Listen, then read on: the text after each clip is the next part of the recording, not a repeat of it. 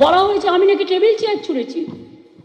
আমি স্পিকারকে বলবো আমাকে প্রমাণ দিতে হবে।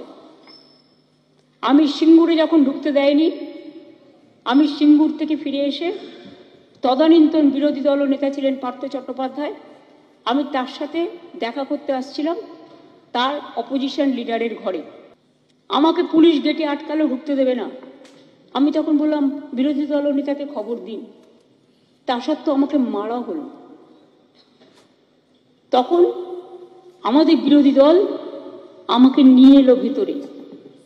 আমি জাস্ট শান্তিপূর্ণভাবে এসে তাদের ব্যাপারটাকে শেয়ার করলাম যে কিভাবে সিঙ্গুরে আমাকে ঢুকতে দিল না, আমার উপর অত্যাচার করা হলো।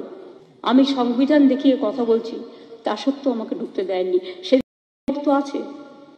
আমি একটা টেবিলে যদি হাত দিয়ে থাকি, একটা চেয়ারে যদি হাত দিয়ে থাকি, আমি কোনো জিনিসে হাত দিইনি। পুলিশ বেটাতে বেটাতে নিয়ে আসছে, কোন সংবিধান মানছে না। আমি গাড়িতে ছিলাম, আমি ডানকুনিতে আমাদের মেরেছে।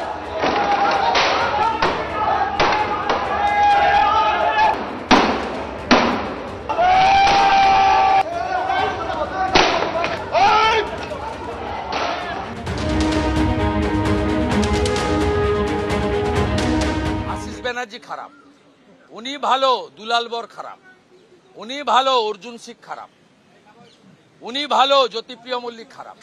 উনার উপস্থিতি আমিও তাই মেলেছিলাম, আমারও উপস্থিতি ছিল, কিন্তু ভাঙচুরে হাত লাগায়নি। আপনি চেষ্টা করলে ভিডিওতে আমাকে পাবেন না। শিশির বাবু, সৌগত রায়, শোভনদেব চ্যাটার্জি আটকাচ্ছিল।